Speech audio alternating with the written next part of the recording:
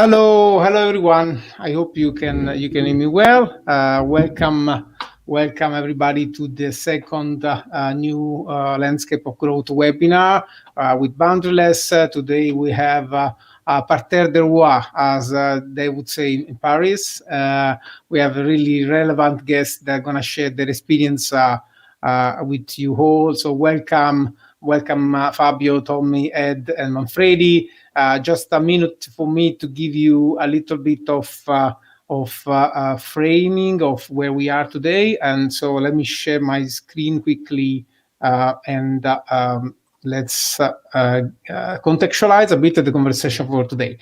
As the loyal followers will know, we are running now this research called the New Landscape of Growth. We are trying to help our practitioners of the boundaryless platform design toolkit methodology to really understand what does it mean after validation, after design, to grow your strategies, your products, your marketplaces, and what you can learn from these amazing insiders that we have now on the webinar today, but more in general from the great work that many people have been doing in growth in the last 3 or 4 years. Today we have with us Ed Baker. Ed is an angel investor, growth advisor to various startups, including big names like Lime, Drift, Whoop, and others. And Ed was formerly VP of growth at Uber, and prior to that also head of the international growth team at Facebook after an acquisition of a startup he co-founded called Friendly. Then Fabio is Fabio Floris, Chief Product Officer for more than 5 years, now Chief Marketing Officer at FACEIT, a leading competitive gaming platform for online multiplayer games. And Tommi Forsström, growth stage product leader and VP of Teachable, educational platform that most of you, I guess, know now that is really the moment we are really learning, getting these education programs across the spectrum due to the pandemic, has been a great growth factor. And he held the position related to product management and CTO in companies as Shutterstock and others. So I'm really excited, as you can imagine, to have all these champions today. Just a quick update on why this research. We believe that growth is it's a very important topic. It's applicable across the spectrum. It's a pervasive learning capability that you need to develop because platforms and marketplaces are now really pervasive. Every product is a platform. Every platform is a product. So you really need to understand how to deal with growth, how to generate growth across the spectrum for these initiatives. So far, we have been publishing 4 research updates. One is just out today, a few hours ago, so it's not even here yet. And in March, earlier on the 3rd of March, we had this amazing webinar with James Currier, co-founder and partner at NFX, and you can see it on the YouTube channel. And we have been talking about the culture behind growth, and it was an amazing conversation, as I believe the one that we're going to have today. The conversation overall is going to be more or less 1 hour long, and we're going to try to catch your questions. So please ask your questions on the YouTube channel, and I will try to help Manfredi to manage some of them. And then I will talk about the next steps later on. So I'm going to hand the floor to Manfredi now and let you guys to engage these amazing practitioners and insiders. Right. So really excited to be here. I've been working for about 15 years in the areas of performance marketing, customer acquisition, and to a lesser extent, products. And over the past 5 years, I've been working a lot, as much as possible, with marketplaces and platforms and collaborating with Simone. And I think, I've always been convinced that in order to really grow a business, you need to join a product strategy with a marketing strategy. And that becomes even more true for marketplaces, where a lot of the value proposition is made up of the users of the product, which are derived from marketing. And so today, kind of it's great to have here 3 people who can like join marketing strategy, can talk about marketing strategy and product strategy in a very competent way, or extremely competent, I should say. So Fabio, we met a while back, and I was really impressed by kind of how you're structuring your team at FACEIT right now. Could you tell us more about how your operation looks like at the moment? Hi everyone. First of all, yeah, sure. I think I guess it's related to how growth, product, and marketing interact.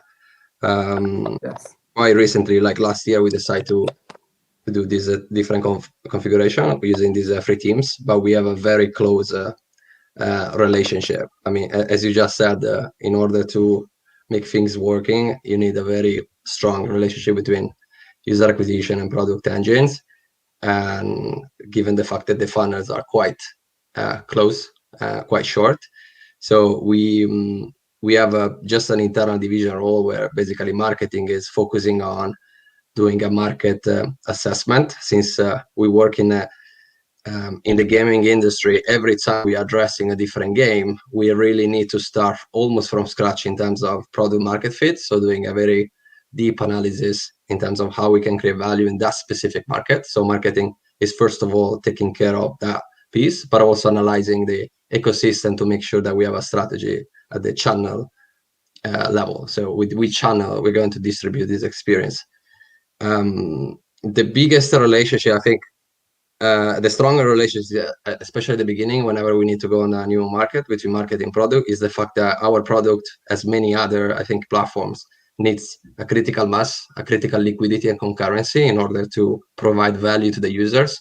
So for us, there is no gradual go-to-market strategy. Since the beginning, we need to make sure that we have, mathematically speaking, enough critical mass to just deliver basic core experience to our users. So every time we need to sit down between growth, product, and marketing, we want to make sure that in the first 10 days, there is that number that we're going to hit to make sure there is enough liquidity concurrency for the users to actually get value from our product. And it's not marketing, it's not growth, it's not product, it's all together, because there are so many engines that needs to work at the same time in a very short period of time. So we have to make sure that we are completely aligned.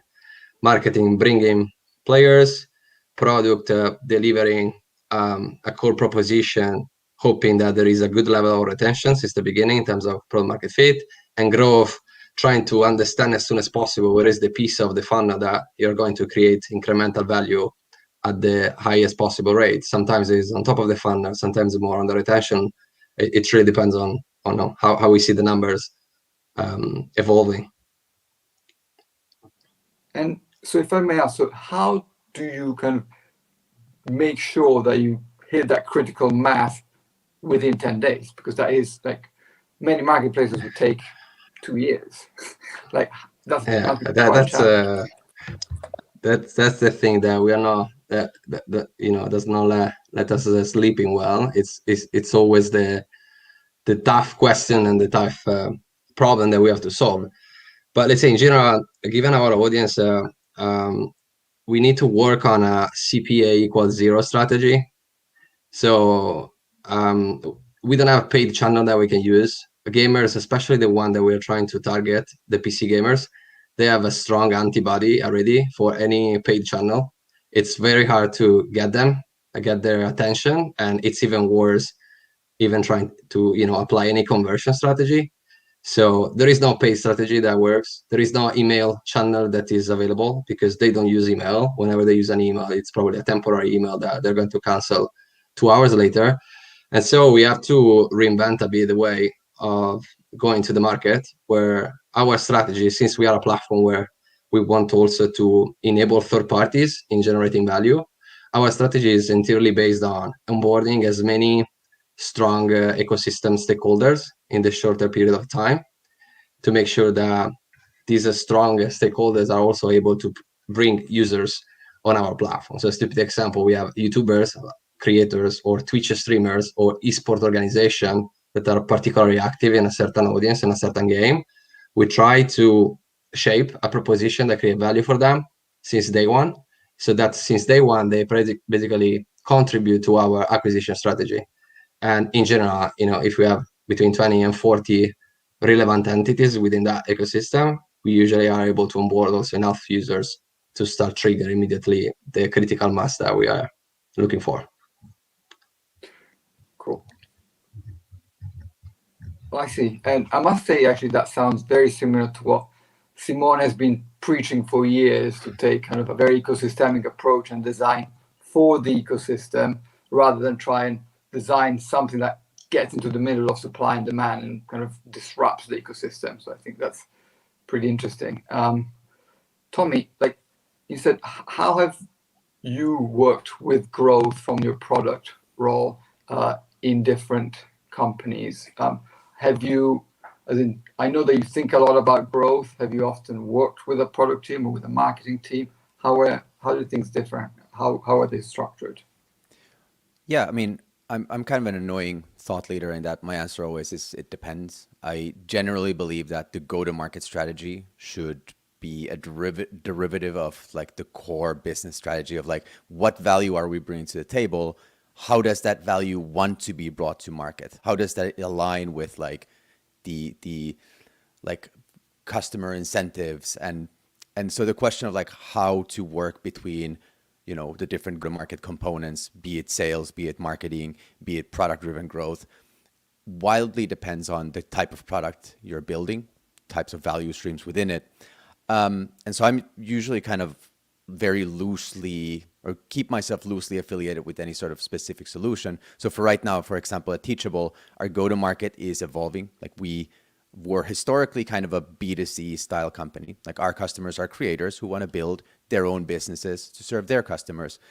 And so we applied really like, direct response marketing style tactics to acquire customers in the early stage. But we serve the creator economy, which is rapidly evolving.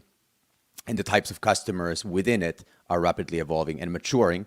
So we are shifting more towards that traditional bottom of the market B2B, which is some sales components, both outbound and inbound, some marketing tactics still, but shifting more from like a direct response marketing to more of a branding awareness, lead nurture style marketing. And then we have a very meaningful component of like just hardcore product driven growth, meaning how do we do acquisition, activation, monetization, and to some degree retention as well, through like actually molding our product to one that reveals its value faster, that has different types of loops to keep people engaged, and even better, refer it forward to their friends. And so I don't think there's like a right way to set these functions up. The most important thing is however they're set up, that there's synergies, there's a good connection between them so that you don't have like sales running around selling something, marketing doing its own thing, and then you've got a bunch of product driven growth people just hacking on the margins.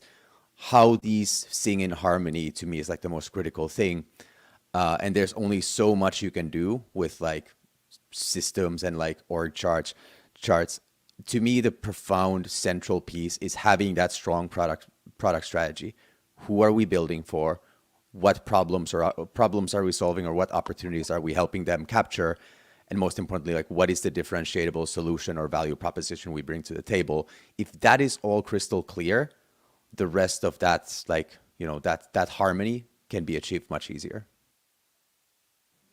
Right. But then of course, there's a few great products that haven't been distributed well, and then that doesn't really lead to success. I was wondering, so Teachable is a successful company. I'm sure a lot of people would be very interested to get an insight on how are you structuring the operation right now at Teachable in your collaboration with growth and marketing. Is there any insight you can share on that? Yeah, I mean, we're a pretty standard, like, excuse me. We have a growth team within the technology org, meaning there's software engineers that report back formally into engineering, and product managers, product designers who report into the product team. But they're positioned to work in a way where they look at our acquisition, activation, monetization systems and activities holistically. We have a marketing department separately who does more traditional marketing, and now we have an emergent sales function that reports into the sales and operations function. So these are different branches in the org tree, but we have different types of unification mechanism. Like we have, for example, the funnel guild, which is our mechanism for making sure that these 3 discrete operations are consistently looking at all of our acquisition and activation tactics through one lens, whether it's things like how do we generate PQLs, product qualified leads, meaning people that we expect sales either inbound or outbound to land. How do we generate those? How do we identify those? So we have a uniform playbook. And so it's just a series of tactics like this, which ensures that, first of all, we can succeed right now, but even more importantly, as our product strategy is evolving to cater to a slightly more mature market, our go-to-market strategy can evolve in lockstep. I see.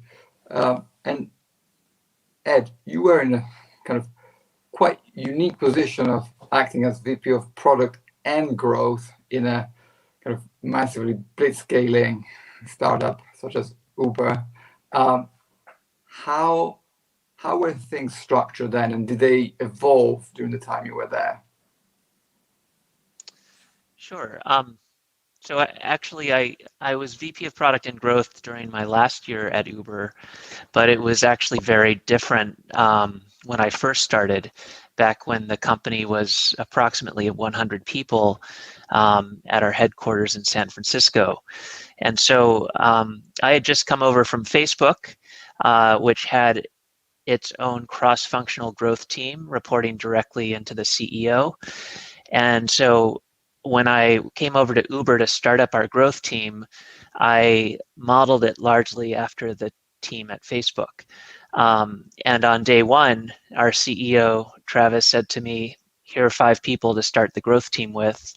Go ahead, start it. And what I decided to do was build a cross-functional team across 5 functional areas, which were product, engineering, design, marketing, and analytics. And the first 5 people on the team happened to map, closely enough to each of those 5 functional areas. But when you're a small, scrappy startup, you kind of have to work with what you've got. So the good news was everyone at Uber at that point in time was just very entrepreneurial and driven and wore multiple hats. So, we had the first person to run growth engineering was actually the first engineering leader at Uber, Curtis Chambers. He ended up starting out our growth engineering org. We had someone who actually had been general manager of the Boston office, so working in operations, moved out to the Bay Area and wanted to work in more of a product role. He hadn't been a product manager before, but he was our first head of growth product. And we had a woman who had no marketing background. She actually had a finance background. But I said, Patty, you're going to be our first head of growth marketing. So the first thing she did was starting to learn how to do Facebook ads and that kind of thing. And then we had a guy named Pat Tommi who also had more of a finance background, but was very quantitative, and he was our first head of growth analytics. And then finally we had Paul Smith, who was our first head of growth design. So we basically had one lead for each of those 5 functional areas, and over time built out those teams. So we kind of built out the functional teams, and then we had smaller cross-functional teams that over time that worked on different areas of growth. And then I'd say the thing that kind of brought all of us together was one of the very first things we did, which was we came up with our North Star metric. And that really helped align the team around, this is our mission, this is our purpose. It actually took us a little bit of time to figure out what should the North Star metric be at Uber. At Facebook, it was monthly active users, then it became daily active users after we hit 1 billion monthly active users. But with Uber being a 2-sided marketplace, it didn't make sense for the North Star metric to be just riders or just drivers, so we made it weekly trips. And having that North Star metric helped align the cross-functional growth team around that common goal. And over time, the team grew, and we had a separate product org that was kind of parallel to the growth org. And after about 3 years, we decided to combine those two teams, and we basically merged product and growth. And then I oversaw that combined org for the next year that I was at Uber before I left. And we basically, I think every company, that's especially hyper-growth companies, have constant reorgs. And we did that at Facebook, we did that at Uber. So, it changed over time. And like Tommi said, there's no one right answer, and a lot of it just depends on the leaders that you have and kind of what you're trying to accomplish. But when we combined the two orgs, we basically ended up having this like growthy product org. That was just a very metrics-driven product org. Manfredi, can I jump in with a quick reflection? Do you mind? Of course. Just one for a quick one for starting from Ed, but also from others, because I'm saying starting from Ed because I know that Uber has had this approach already in the past. But my question would be, what was the role of entrepreneurial units and skin in the game, in generating this growth, and also for you guys in terms of, for example, attaching growth responsibility to product and to product owners of teams that may, for example, in the story of Uber, I heard this from Flo Crivello once on a podcast when he was talking about how to bring the product to a new city. You had to push the profit and loss to the city manager so that they can have the full responsibility, the growth. And also it was interesting to see how they used these product innovation tools to bring something like Uber Eats on the market. And I'm curious to know what tools the company made available for leaders that with entrepreneurial spirit and teams brought growth into new cores, like a new city or a new product. In the case of Fabio, maybe, and Tommi, is it something that resonates with you? Maybe starting from Ed and then going to the others. Sure, that definitely resonates. But I'd say rather than specific tools, it was actually more of a cultural thing at Uber. And I think it started with our CEO, Travis, who just wanted Uber to feel like a small startup forever. Even as it got bigger, he still wanted that scrappy entrepreneurial feeling in every team that existed at Uber. And so what he would do was he would basically tell the leaders of each team, you've got to own this problem, whether it was the person starting up Uber Eats or a general manager of a city, whatever team it was, they had to own it and treat it like their own little startup. So the general manager of New York, he had to treat New York like his own startup. And I think that is part of what allowed Uber to just kind of grow so quickly and really succeed in those early days. We just had so many entrepreneurial leaders at the company. I mean, that's also kind of how, when I joined, Travis said to me, build your growth team, own it. So he's almost like incubating a lot of small startups within the umbrella company of Uber. Now, there's some pros and cons to that, and the bigger you get, the harder it becomes to manage hundreds of small startups within one company. Right. So, we did run into some, growing pains as we grew, because we had every city team kind of running the team like its own little startup. So people were doing things differently in different places. And as we scaled, part of what we had to start doing from headquarters was figuring out ways to take some of the best practices that the city teams had discovered and roll them out globally. And, there was some that caused a bit of tension at times when headquarters would then make recommendations to the city teams, like, hey, this worked really well in this city, let's, you know, roll this out everywhere. So that created some tension of like, well, does the city team really own it? Like it's their own little startup, or are they being told what to do by headquarters? And so I'd say that was just kind of the trade-off there. But net, I think it was a positive thing to really encourage every leader at the company. And when I say leaders, I mean even an individual product manager working on, you know, an individual feature. They had to own that and treat it like their own little startup. Right. And I'm curious from you guys, both Fabio and Tommi, while at Uber would be maybe more about new cities, so with a more consistent product experience. When it comes to your experiences at FACEIT or at Teachable or your prior experiences, if growth can also be pursued through letting teams to create more product propositions, new nuances of a product, new features, how does it work? Yeah, I can, Fabio, if you don't mind, I can go first. Yeah, I fully understand everything Ed said and agree with Travis very profoundly here.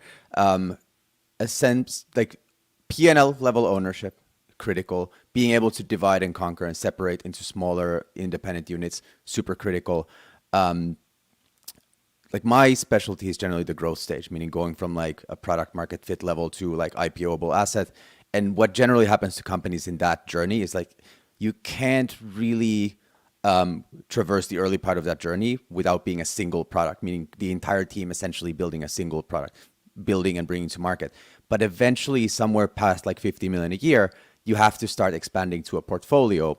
And a lot of companies fail that in trying to build like a number of things within one org, one system, one product, as opposed to doing exactly what Ed was saying, meaning starting to divide and conquer as in like almost like cellular division. Like for Uber, it was clearly like cities or geo-based distribution. For somebody like Teachable, what we're now doing is evolving from a single product, the SaaS platform that is Teachable, to more of like an ecosystem, meaning incubating completely new ventures with a special, like discrete team that's not tethered to the mothership in any way except where necessary, and giving them through and through full P&L ownership. Meaning you're not delivering like this little piece, incremental piece of this whole big pie where the connection to financials gets obfuscated. No, you are responsible for a P&L. If you're a general manager or the head of a business unit, and I profoundly believe in the business unit structure to manage some of this stuff, you are responsible for the top line and the bottom line.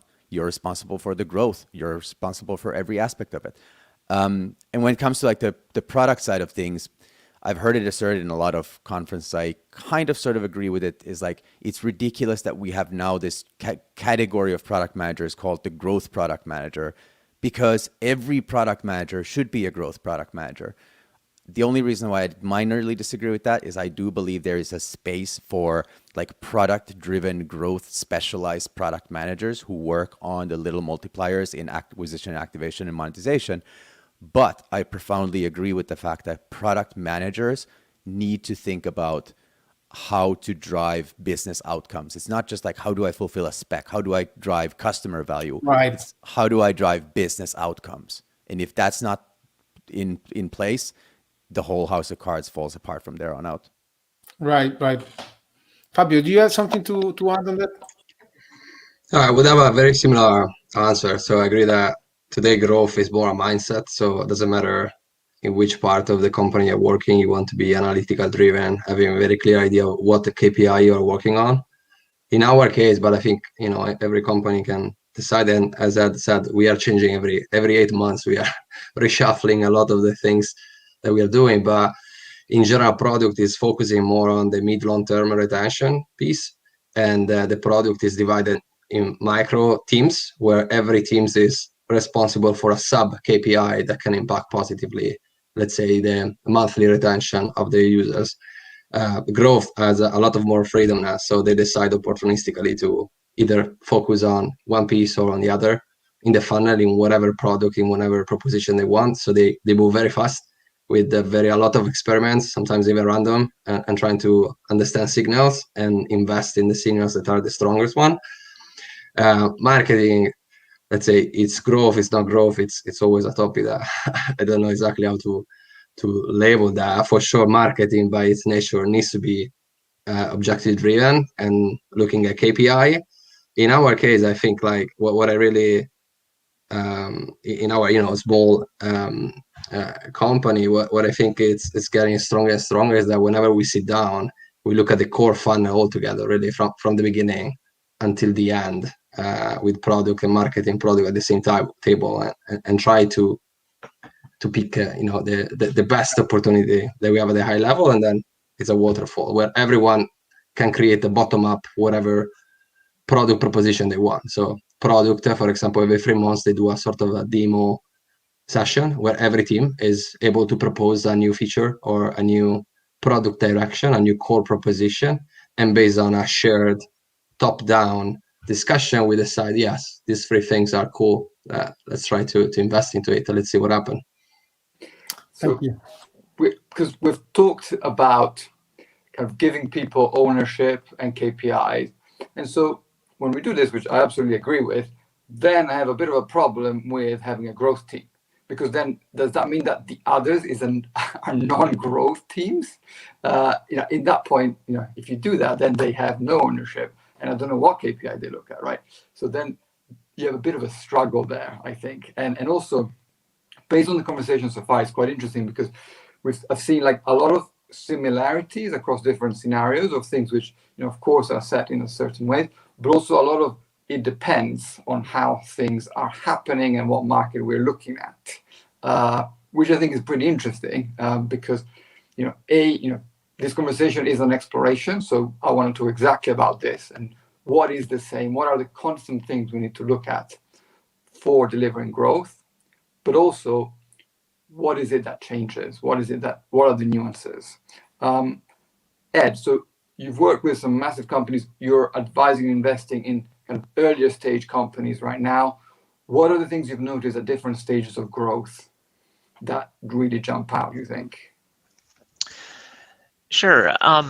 Well, the first thing that comes to mind is the relative attention to acquisition versus engagement and retention. And what I'd say is with some of the earlier stage companies that I'm working with, and it was similar at Uber when I first started versus later on, there's a big focus on acquisition and just land grab and building up that network, especially if it's a product that has network effects or you're trying to build a marketplace. You really need to focus on acquisition in those early days. But what happens is as you get bigger and bigger, retention and engagement becomes more and more important. And I mean, we saw this happen at Facebook as well.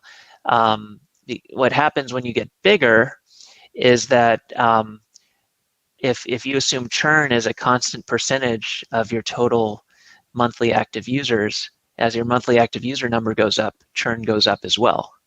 But acquisition, on the other hand, that gets harder and harder the bigger you get. Facebook is at a point now where they have billions of users, so it's hard to find new users to acquire at this point.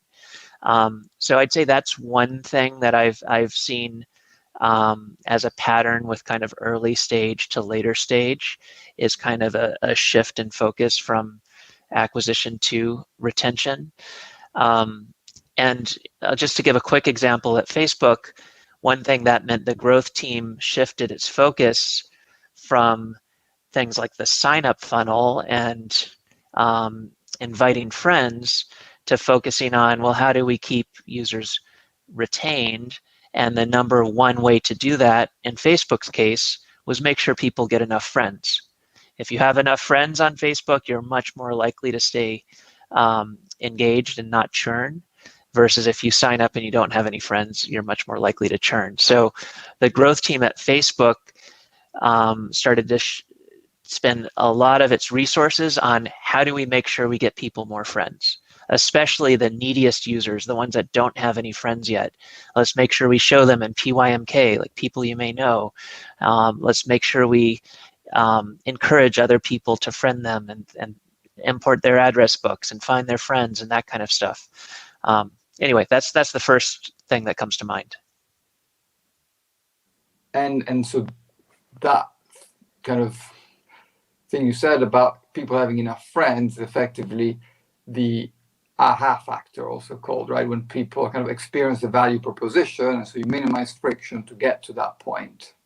Right? That's right. And it was also nice to have kind of a very simple thing to focus on.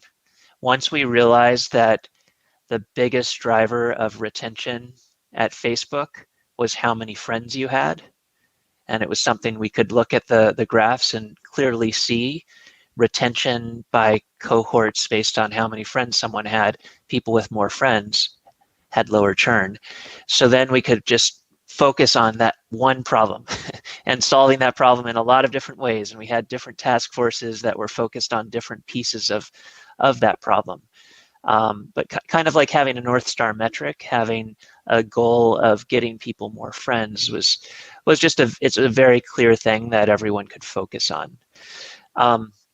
And then, just one other thing I'll mention when you're asking about kind of working with earlier stage companies like I do today as an investor and advisor versus larger companies like Facebook and Uber, is that, at Uber and Facebook, we had large growth teams, or by the time I left Uber, the team was over 1,000 people, including all the embedded engineers, and Facebook, a similar thing. So we were obviously able to work on a ton of things in parallel. And every week we were doing dozens of A/B tests and trying to make small improvements here and there. And by the way, that's another thing, as you get bigger, making like a little 1% improvement here or there is actually pretty meaningful. Whereas when you're at an earlier stage, more kind of from that 0 to 1 stage, you're looking for much bigger improvements, not just a 1% improvement. You're looking for, how do we double the conversion rate of this funnel, or do better even? And one thing I found looking back at my time at both Facebook and Uber was maybe once a year there was something we did that was a true needle mover that really created a step change and doubled the conversion rate, or something like that. And all the other stuff we did combined wasn't even as big as that one thing. So what I do with the earlier stage companies I work with today, where they don't have the large teams to work on so many things in parallel, I say, let's step back and let's look for that big needle mover. And if we can only focus on one thing, let's focus on that. I guarantee you it's there. We just have to figure out what it is. And that's nice, because it just helps us focus and work on the one thing that we think is really going to create a step change, versus running dozens of A/B tests every week, which smaller startups don't usually have the bandwidth to do that anyway. Right. So this is big, obviously. What makes a big impact? Let's talk about that. What does make a big impact? Tommi, do you have any insight? I mean, obviously this is $1 million question, right? But that's why we're here, is kind of to have a conversation and try and find something new. Yeah, I mean, this is why the audience is here, right? Now we're going to reveal the one big needle mover. Here we are. You're all ready for it. Honestly, it's usually channel product fit. It's annoyingly vague again, but like, what is the one like dominant channel by which the target customer that you're trying to acquire, like how do you actually reach them? And what is the channel that connects your product's value propositions to that customer? So for example, for Teachable, one of the main things that built this company is that we stumbled upon accidentally on virtual events years before COVID, years before any of our competitors or the entire world, present company included, were doing things like this, virtual events. And so it basically just was like, just like Ed was saying, we discovered that we're able to sell our product really well and scalably through webinars, where we presented not our product, but kind of the ecosystem around it and the types of businesses people are building in this like inspirational setting. And then just like, oh, why don't we do, like, it would be more scalable to do multiple of these at the same time. And so those ballooned into these summits that we still do. We just did our biannual summit last week, which have been that step level change into our acquisition.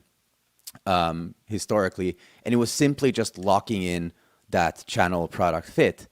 Our product was perfectly delivered, or the value prop through that medium, and our target customer was really eating it up. And so that ended up being a real driver. And to Ed's point, it was very acquisition focused. And just like every company somewhere post product market fit, like right now it's about how do you shift from that to like whoever we bring in is in for life. But yeah, that I fully agree with everything Ed said there. And I'm very happy that we ended up finding our needle mover. So it's a bit, if I can add like a quick reflection, it's a bit like you need to really understand what your users are trying to do, to achieve. It's not just about, sometimes, it feels like growth can be very inward looking. It's more like, how do we work?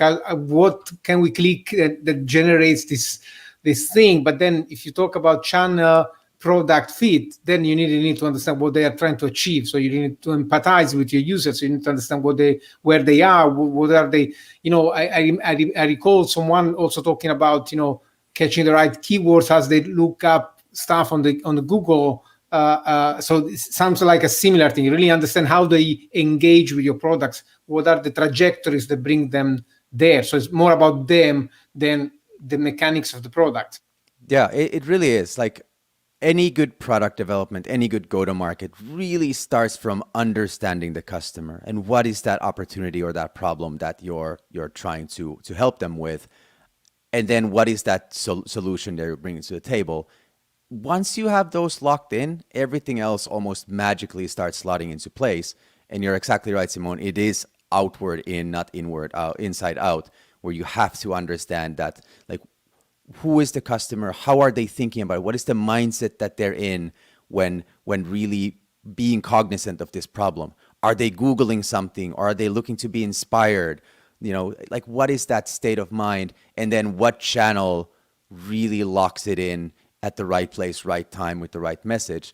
And I think that's where most of these big needle movers really start. It really starts from understanding your target market. Right. And I guess, when it comes to products that are trying to set new behaviors, like maybe when the early days of Facebook or Uber itself, Uber maybe is less, but maybe with products that need to create new behaviors, that's a very challenging thing. Like, Ed, what do you think about that? I agree. And even Uber even though people had used taxis, hopping into a stranger's car was a new thing. So I think early on it is difficult to convince people that they should use this new product. And I do think that's where a lot of referral type growth is helpful, because not only do referrals tend to cost less money than paid marketing as an acquisition source, because it's coming from your existing users telling their friends about it, but it also, people tend to listen to their friends more. And if a friend is using Uber and is happy with it and they tell you about it, you're probably more likely to give it a try than if you just see an advertisement talking about it. Right. So give it a try. I think it's a key, right? Convincing people to try things out. Sometimes, especially with very novel value propositions, it may be a good growth strategy at the start. Manfredi, I leave to you. Sorry for the interruption, but there is a question from the audience. I don't know if you want to tackle that. We cannot hear you, so let's see why. In the meantime, I can maybe take over the question. So we have a question from the audience here that it's focused on evaluating the opportunity to essentially do pre-liquidity paid acquisition. So what are your thoughts, maybe across the spectrum, with a variety of products that you are and variety of audiences that you have? What are your thoughts around it? So Ed, you already said more or less, that especially with these new behaviors, you want to spend maybe subsidizing people to try things out. That's a one paid strategy, but more in general, if you can say a word about paid acquisition, pre-liquidity. Sure. If you have network effects in your business, sometimes you do have to spend money to get the flywheel going.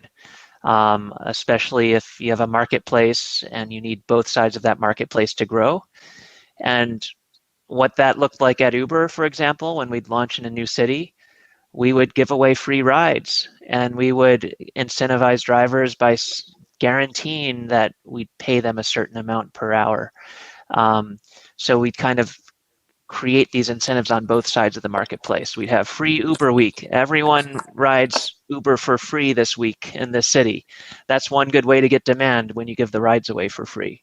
And then on the driver side, we'd say, we guarantee we'll pay you this much every hour, even if you don't give it rides to anyone. And that's a pretty good way to bring on supply.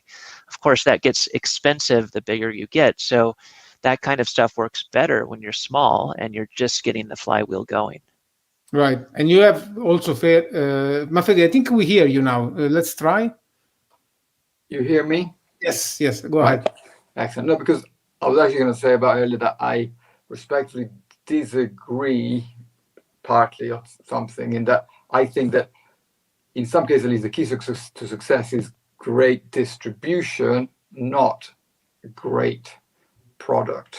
And that I come more from a marketing angle, but generally, throughout history, we've seen that a good enough product with great distribution will beat a great product with average distribution. Can I really quickly comment? Because I think there's no great distribution without understanding what you're distributing. You cannot distribute without awareness of what you're distributing. And so to me, like generally bad distribution is often in a camp of like excellent general distribution, but applied on the wrong value stream. So like if you're trying to bring, a product like a B2B product with B2C tactics to market, you probably will run into brick walls, even if what you're doing is formally really high quality. I agree. You do need a good understanding of what you're distributing and what problem you're solving. And then as long as the product is good enough, then distribution is it's a differentiator. And I think a company, arguably Uber has competitors in many different forms, which operate different taxi hailing apps, but the distribution has been the key. But anyhow, it's a bit of a chicken and egg, I guess.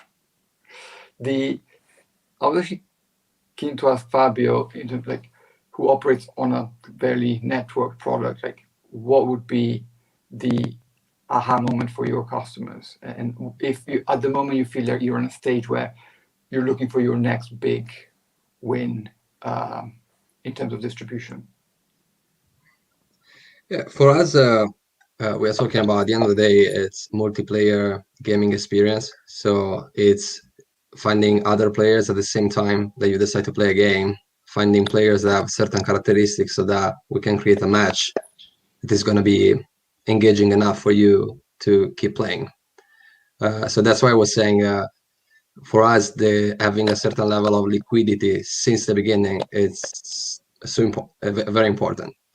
We tend to not focus too much on fancy features. So once we managed to build a very complicated infrastructure of different tools or features that are looking into, anti-cheat system, feedback system, gamification system, rewarding system, etc. When we reach a certain level of quality on the product, then we know that what makes the difference is how fast we are in creating this critical mass. That doesn't matter. Doesn't matter how good are these tools. Doesn't matter how good we are in understanding this audience. If you come to play and there is not 10 players similar to you to play in a match, either the experience doesn't start, you churn immediately, or the experience is not good enough. Right. And that's why for us, the complexity is how we create these massive waves of activation without exposing ourselves to, insane cost, because there is a big risk of, using sometimes, as Tommi was saying, but sometimes we also need to use or try to use a wrong channel, because at a certain point we are so desperate to make sure that we have that level of liquidity no matter what, where we try to enable as much as we can. And then we know that at the beginning, especially, we are not too much efficient. So we're going to attract users that not necessarily, maybe they are interested in that specific experience, but still they create the liquidity for those guys that are actually interested in that experience. So, and as long as we don't spend money because we use a third party to activate user for us by providing to those third party a certain value that we generate on our platform, that's where we don't, we're not too much concerned in getting the right audience at any cost, if that makes sense. Mm-hmm. We just need users, a lot of users. Right. So, okay. So then getting a lot of people on board. And so the key skills is effectively getting a lot of people on board quickly, customer acquisition and activation. At scale. And I think multiplayer video game, it's one of those sectors where really the liquidity and the concurrency is an incredible successful factor. Incredible successful games or video games are those that reach massive network effects because impact the distribution piece for sure, but impact especially the experience. There are so many different layers that impact experience for a gamer, where if you don't have enough audience to shape the experience properly for that specific user, it's not gonna be successful enough. In terms of skill level, in terms of what the player is looking at, is looking to play competitively, is playing to win just prizes, or many different mechanics, many different form of utilities that needs to be unlocked. I see. Thanks. So fundamentally, we see that very often companies will have one major engine of growth. And sometimes even within, say, performance marketing, moving from paid search to Facebook advertising is unlocking a huge new area. Similarly, with organic marketing, going from kind of SEO on Google to having a community is a huge change. But those require big bets. And so that also needs to allow people to take those big bets and the exploration. So that links back to the strategy, to the culture of the company. And how does a great growth culture look like for you? Anyone? I'll use the word aligned. I think that's really, again, like if you found your core channel, milk it. If there's still white space to be had, and like everybody in a growth role, which can arguably be everybody in the company, if everybody sings from the same tune, that can create a really powerful growth machine. Yeah. And I'd say just what you were saying, encourage people to take big bets, and it's okay to fail, but take big swings. Be metrics driven and take big bets where you believe there's a chance this could really impact a metric that matters, that could ultimately move that North Star metric. But don't just focus on like the little optimizations. Really try to step back and think outside the box and look for those needle movers, as we were discussing before. So, Ed, do you think that in a company like Uber and Facebook, those big bets can still be won? Let's take particularly Uber, pretty mature business. Because on one hand, you have the division and specialization of labor, where you get your kind of Google performance marketer who is an sort of expert in that, and your kind of checkout optimization specialist who's an absolute master of that, and they do that very well. But they're unlikely to unlock massive results, but they get that additional 1% that compounds and other. But then they don't go after the big bets. But should you be still looking for the big bets at that stage? I think it's never too late to look for big bets. They do get more difficult to discover or unlock. But just to give you an example from Uber, back when I was there, we unlocked a pretty bit. We unlocked growth on the supply side after we were already a pretty big company, through, I guess you could call it a big bet, but it was actually not that much work. What we did was we just put a little button in the rider app saying become a driver, and suddenly that just unlocked a source of new drivers by telling all of our riders you can become a driver. Overnight we had, I think, something like 30% more drivers signing up than we had before we added that button.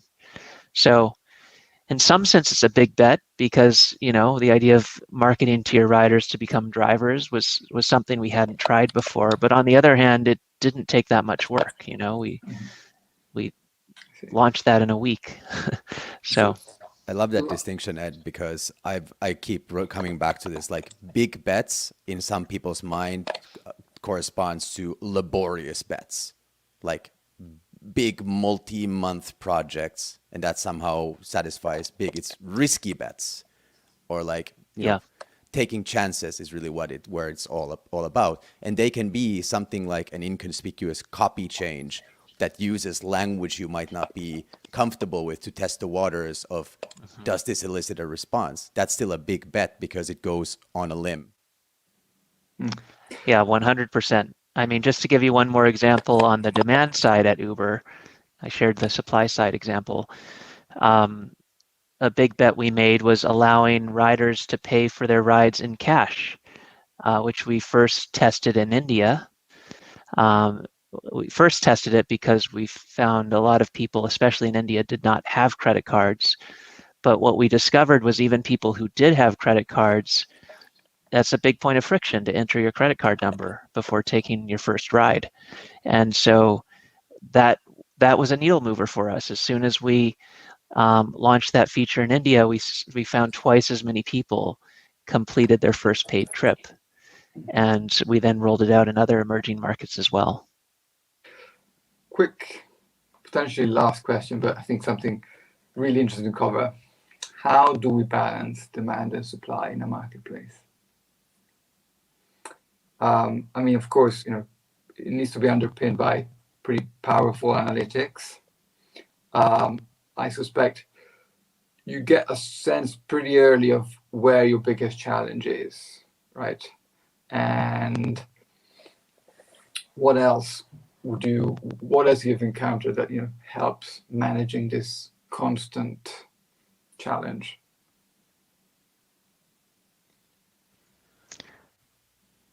I'm happy to address this from the Uber perspective.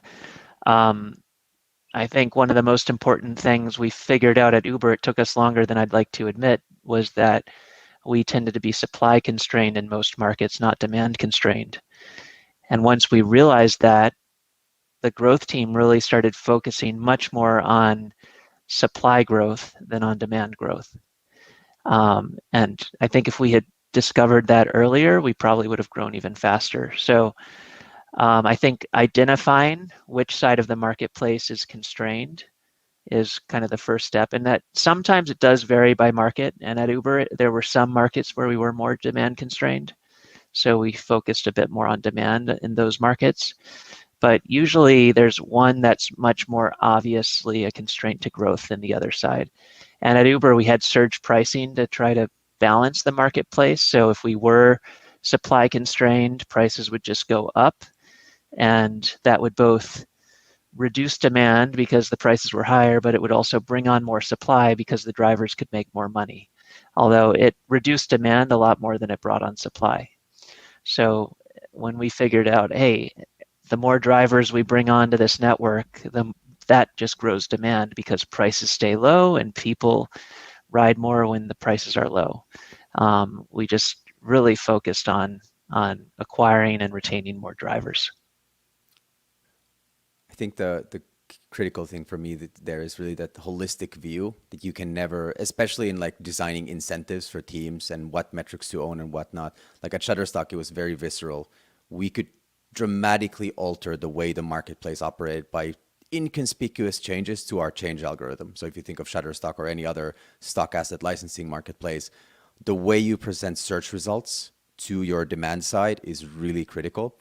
And so by small changes of like what type of content we'd present by default or how we tweak our search algorithm would profoundly change the market dynamics of the supply side.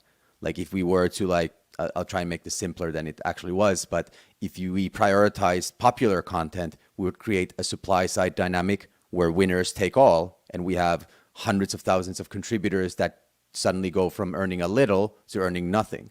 Or we'd have, you know, the hugely popular contributors suddenly making $1 gazillion, or vice versa. But then if you make it, like if you dilute the quality of the search results, suddenly your demand side might not be as happy because you're giving them lower quality content in an effort to create a more vibrant supply side experience. So it was like, it was really critical to constantly have that 360 view of how are changes you're making to cater to demand, to make a better, more retaining experience for your buyers, to still create fulfilling economics, to have a vibrant creator or supply side experience. And that's such a difficult problem, just like everything that Ed was just describing. Awesome, thanks. Simone, do we have any, being mindful of time, any questions from the audience? You're on mute, Simone. Sorry about that. I mean, there is only maybe another one, but I would like to use this last round maybe to close the conversation to ask you guys to just say something that you believe every professional from our network that maybe has a marketplace idea already prototyped and has some initial growth. What are the big things? Then, of course, everything is contextual, but you know, maybe if there's one thing that you want to share from your heart, what would it be, you know, in terms of advising those professionals in terms of, you know, what they need to put their attention to as they start this growth adventure?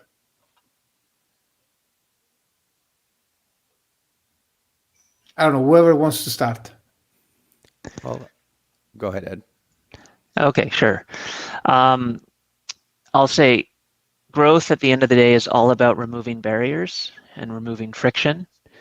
So a lot of times, as Tommy was saying, it can be something as simple as a copy change to help remove that friction or remove that barrier. Or it could be removing, you know, the credit card entry step, putting that later, or, you know. But I would just encourage everyone to try to sign up for their product as if they were a first-time user and think about what are the biggest points of friction in that experience, and are there ways to get rid of that friction? Yeah, great change of perspective, Ed. Thanks very much for that. Tommi? Yeah, I'd like to echo something Ed said earlier. Like in the early stage, it really is mostly about acquisition, but do not forget that eventually it flips into a retention game. Mm-hmm. So in the early stage, definitely build a machine that can acquire new customers, but always have that throbbing in the back of your mind. If you're successful with this, sooner or later, it has to flip more towards the center to bias retention. And the other thing is kind of, as Ed was just alluding, don't make everything about like a software build out. Sometimes it can be something as simple as like content or copy changes, or even like human powered things. Like you don't have to have super scalable things in the early stage. It can be very human delivered. There can be like a concierge or like a white glove component to it. It's okay. Once you lock a good acquisition mechanism in place, you can start automating and really building it into like software.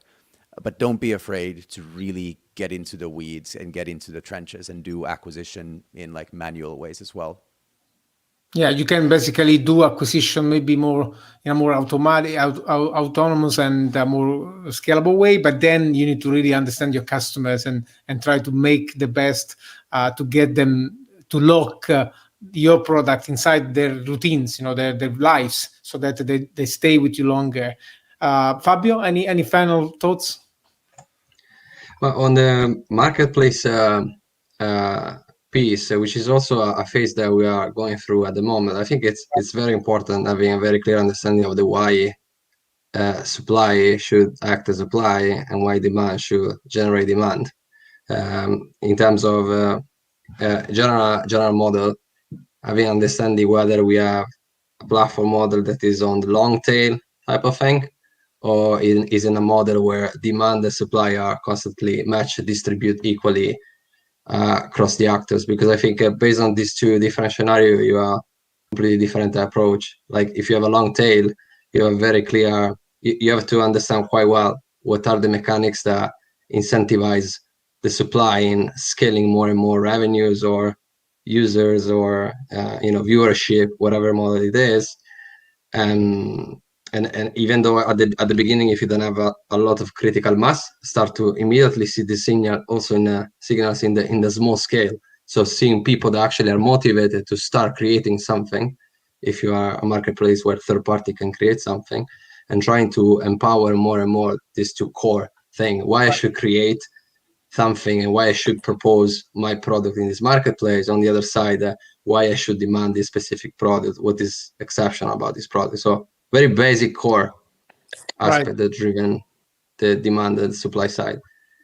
You mean you need to basically understand if there are new products coming up and support those products, those niche producers that can create that content that can generate additional growth if you're in these long tail markets, while maybe versus the commoditized markets a la Uber, if you want, that where you have more tactical, like location problems and time availability problem, less than, niche products. So very interesting point, totally.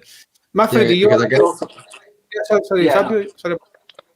No, I was just saying, but potentially the very big difference that on one side you have an aspirational layer that you don't have in another case. So where you have a long tail, you have YouTubers, creators, or writers on Amazon, etc. They are aiming to go to the top 20% seller or creators, which is now mechanics that you have in multi-site platform, like where you have a very distributed mechanics like Uber, I guess.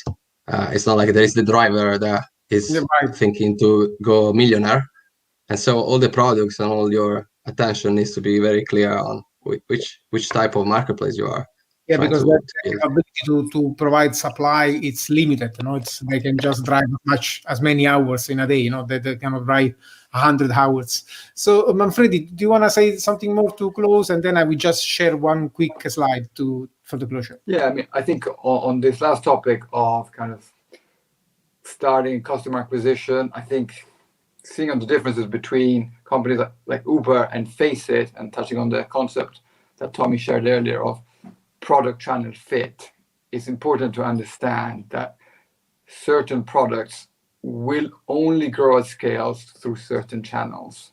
And actually, when you examine that in an initial phase, you should be able to cross off quite a few options right from the start, partly for unit economics and partly because of match in terms of product category versus channel.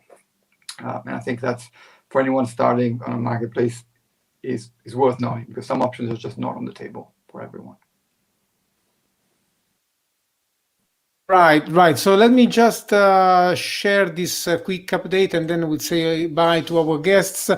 So next steps, stay tuned. This amazing webinar is going to be followed by 2 more in May and April. So there's a typo here. And look after the updates that are coming up on our blog in terms of research updates. And let me remind you that we're working on a new guide. It's going to be open source, Creative Commons, as always, available to everybody, and possibly a training in July or September. We are debating this with Manfredi. So really stay tuned to the next updates. And I want to say really thank you for the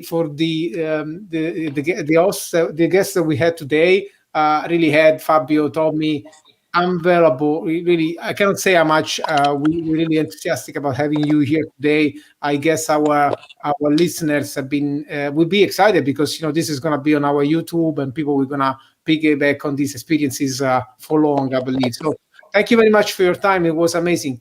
Thanks again. Thanks, everyone. It's good to see you. Thank you. Thank you. Thanks. Bye.